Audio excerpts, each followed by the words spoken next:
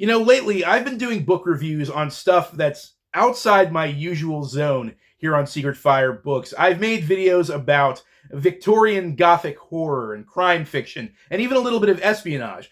But I think it's about time I return to form and talk about my favorite subject matter here on this channel, good old-fashioned savagery. And nothing says savage in its own unique way, quite like the main character from today's book. That's right, folks. It's time for some Kane. Not that Kane. Not him either. Delicious, but no. Okay, you saw the thumbnail. You know which Kane I'm talking about. This Kane. Solomon Kane. This is Solomon Kane, The Serpent Ring by Patrick Zircher.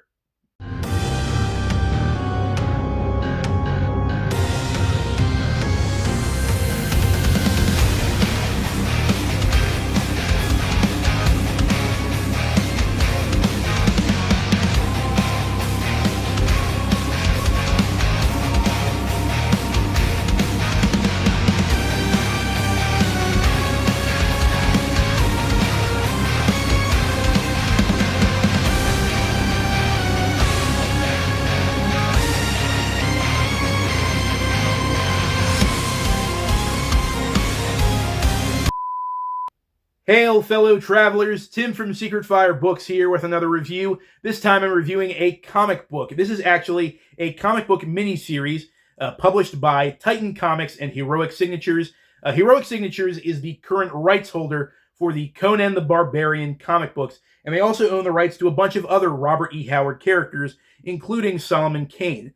Now, this particular miniseries, Solomon Kane, The Serpent Ring, was both written and illustrated by Patrick Zircher, whom, according to the interview printed in the back of this book, is a longtime fan of Robert E. Howard and his fiction, and it's kind of been a dream job of his to work on a Solomon Kane comic book. Now, in 2024, he did do some black and white Solomon Kane stories for Titan's new version of the Savage Sword of Conan magazine.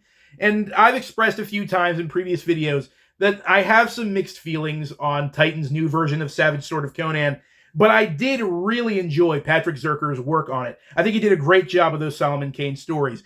And so when I found out that he would be doing a full-color miniseries for Solomon Kane, I got pretty excited. To be honest, I am not a comic book collector. I have not bought a single comic book, a single comic book issue in a long time. I don't really collect those. It's not my preferred format. I usually wait for the trade paperbacks. So when I found out that this trade paperback would be coming out in late October of this year, I got really, really excited. I bought this book at the end of October. I just read it a couple of days ago, and it's really, really good. I think Patrick Zircher did another great job with Solomon Kane, and this ended up being a really fun miniseries. So let's talk about it. The story takes place fairly early in Solomon Kane's career. At this point, he is still a privateer sailing for the British Crown. And if you don't know what a privateer is, essentially around the end of the 16th century, the British government decided, you know what? We're okay with piracy. We're okay with people sailing around the seas, fighting each other, killing each other, taking each other's treasure, so long as the British Empire gets the majority of said treasure. And so they would basically employ pirate crews to sail around, smashing up other countries' vessels and taking their stuff for the glory of Queen and country, obviously, because how dare these other nations conduct business on the world's oceans without involving merry old England? Most unorthodox. Behavior like this would eventually lead to the golden age of piracy in the 17th century, which I like to think is the beginning of a grand, long-running tradition here in the Western world of people coming together and deciding, you know what? Screw the British. Anyway, back to Solomon Kane. We see here Solomon Kane as part of this Reaver crew. They come across this Portuguese merchant vessel. They attack it. There's a big, epic naval battle. Lots of cool swashbuckling action. And during the fight, Solomon Kane goes down to one of the lower cabins where this guy pops out and takes a shot at him with his pistol. The shot goes wide. Solomon Kane takes out his own pistol and shoots this guy, deals him a mortal wound. And it's only then does he find out that this guy actually wasn't a pirate. He wasn't a sailor. He was actually just a passenger who who is trying to get back to his home in Italy and deliver this package, this mysterious cobra-shaped statue that he found on an expedition in Africa. And so with his dying breath, this man begs Solomon Kane to finish his job and take this mysterious statue to his brother-in-law, Abramo, living in Venice. And because he feels remorse for killing this innocent man who is just in the wrong place at the wrong time and was trying to defend himself, Solomon Kane agrees. He acquiesces to the man's dying wish and takes this snake sculpture with him to Venice. At this point, we cut to Venice, where we have Abramo, who is this elderly sage and archivist living in the slums of Venice with his daughter, Diamanta. Now, Abramo and Diamanta are Jews, and since this is the late 16th century, Jewish people aren't exactly looked upon favorably by society at large. They live these really crummy lives where they're pushed around by the town guards. They have to live in these dirty, squalid slums in the lower ends of Venice. Yeah, they're dreaming and praying for a better life. And of course, it's at this point that Solomon Kane shows up with a delivery for them. He delivers the snake sculpture that Abramo's brother-in-law found in Africa. They crack it open and find out that it's hollow and contains a treasure map.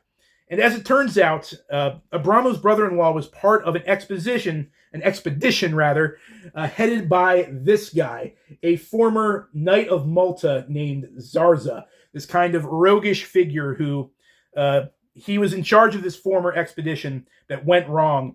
And so now he wants what's his. He wants to finish the job he started. And so he shows up at Venice and practically forces both Abramo and Solomon Kane to join him in this adventure, this foolhardy adventure to Africa. And because she's this kind of headstrong female lead, Abramo's daughter, Diamanta, joins up with them. And so we have this small party of adventurers, including Solomon Kane, heading on a treasure hunt to Africa. And as it turns out, the treasure that they're searching for is, in fact, the legendary Ring of Thathamon. If that name sounds familiar, it should, because it is a literal magic ring once worn by the wizard Thathamon in the Conan story, The Phoenix on the Sword, the very first Conan story that Robert E. Howard ever wrote. And while on expedition in Africa, they come across these, the guardians of this treasure hoard, these creepy snake people, led by this freaky high priestess witch doctor lady. It's a great character design, by the way. And they are this race of shape-changing snake people. Obviously, a callback to the King Kull story, The Shadow Kingdom. So we see that Patrick Zircher is tying all these different elements from Robert E. Howard's mythos into this one Solomon Kane story. And it actually works really well. It works a lot better than I thought it would. The story itself is a lot of fun. It's fast. It's punchy. It's got some great action set pieces. It is very, very pulpy. It has a lot of the trimmings and trappings of the classic Weird Tales adventure formula. And honestly, I think that's for the best. If you somehow converted the story from this comic into prose and told me that it was a long-lost Robert E. Howard Solomon Kane story, I might believe you, because it has that kind of quality to it. I think Patrick Zircher really hit the nail on the head as far as the feel of the story. He did a great job with the characters as well. Obviously, we have Solomon Kane as our main lead. He's just his normal brooding self the whole time, being dark and gloomy and fighting monsters and evildoers in the name of God's justice. That's always fun. It's kind of hard to get him wrong. He's such a pure character in that kind of way. But the side characters are quite a bit of fun as well. Like I said, we have Abramo, this elderly scholar who knows a lot about history and mythology and the supernatural. He's a good addition to the cast. Then there's his daughter, Diamanta, who ends up being this kind of cool butt-kicking action girl a la Red Sonja. And I really enjoyed her moments in this book as well. She does kind of get involved in this will they, won't they relationship with Solomon Kane. But it's Kane. He's a Puritan. He is pure of heart as well as pure of mind. He has no lecherous intentions toward this girl at all. Sorry, it's kind of a minor spoiler, but Solomon Kane doesn't get the girl at the end. Sorry to say. The villainous characters are really fun as well. As I said, there is Zarza, this disgraced former Knight of Malta heading the expedition. And he's this great scheming, roguish character who you just know that he's going to betray the party, but he's just likable enough that you enjoy his interactions with the other characters. And then there are the snake people and their priestess of Set. They make great evil supernatural villains, and like I said, they contribute a great deal to the pulpy, weird tales feel of this story. As for Patrick Zircher's art style, I mean, it's just darn good stuff. He has this fairly realistic art style, and usually I find that when comic book artists go for a more realistic style, they tend to sacrifice a sense of expression with their characters and a sense of movement going on in the panels. Oddly enough, the more realistic they try to make things, the more lifeless everything ends up looking. I guess it's that uncanny valley effect going on. But that is not the case with Patrick Zircher. His characters are very expressive. There's a lot of movement going on in these panels. The action scenes, they have weight. They have momentum. Now also, since it is Solomon Kane, there are a lot of scenes that require the art to be very dark and moody, and he does a great job with that. But there are also scenes where the colors just burst out of the panels, and they look incredible. Patrick Zircher actually did the coloring for a lot of these issues himself, and again, I think he just did a great job. Now, there is also quite a bit of explicit and gory scenes in this book. It is definitely not for the faint of heart, definitely not for younger audiences. It definitely does add to the horrific feel of the Solomon Kane series. The Solomon Kane was always one part adventure story, one part horror story from the beginning, so it definitely works in that regard. I only really have two complaints about this comic, and one of them is really just a nitpick. My only legitimate complaint is that I feel like the last issue of this 4-part miniseries was just a little too rushed. I got to the end of this book, and I found myself staring at that last page, shaking my head, going, "It's over already? No, that can't be. That was way too quick." And it also feels like, even though this story is already really fast-paced, that last issue just jam-packs so much into it, way too much. It's almost like Patrick Zircher got to the end of issue 3, and he realized, oh man, there's so much more that I want to write about, but I only have one more issue to write it. Oh well, I'll just throw everything into that issue anyway. And so it just feels like so much is happening at the same time. The characters are just sprinting for the finish line. It's almost like information overload. And the other thing, like I said, is really just a nitpick. It's just something weird that I noticed. At one point, one of the snake men mentions the goddess Set. That's what they call Set, a goddess. Not a god, a goddess. And I thought, well, that can't be. Maybe that's a typo, because I'm not sure how it is in actual Egyptian mythology, but in the world that Robert E. Howard created, the god Set is male, not female. So, like I said, maybe that's just a typo. But then, later in the story, we get to see the Temple of Set, and it has a giant statue of Set in the back. And, yeah, there's, I don't know if you can tell, but there's some boobs on that snake. So it's definitely a female god. But that got me thinking, why does the snake have boobs? Snakes are reptiles. They don't feed their young with milk. They lay eggs, and the eggs have all the nutrients that the baby snakes need inside of them, so that when they hatch, they can just go out into the world and hunt for their own food. Why does the snake lady have boobs?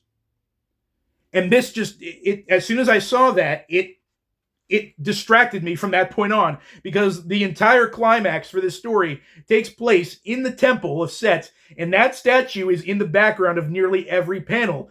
And I kept looking at it and thinking, why is it that way? Why does Patrick Zircher, if you're on the off chance that you're watching this, why does the snake have boobs? Please explain this to me. Maybe I'm overthinking it. Maybe this is one of those Brian Lee Durfee and the hay cart from Redwall kind of situations. There's a big hay cart with a massive-sized horse pulling the hay cart, and it's got 500 warrior rats on it, like a rat army. But it was just really distracting, and I couldn't help but think about that after I finished the comic. Why does the goddess Set, the snake goddess, have boobs? It makes no sense to me.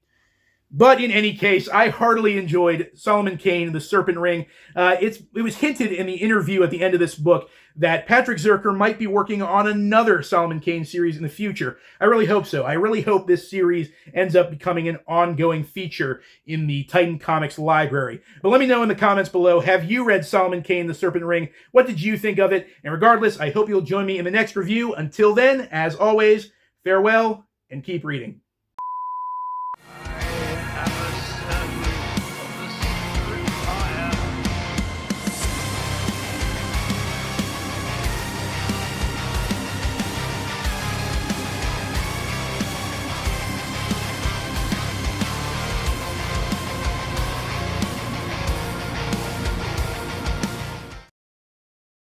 There's some boobs on that snake.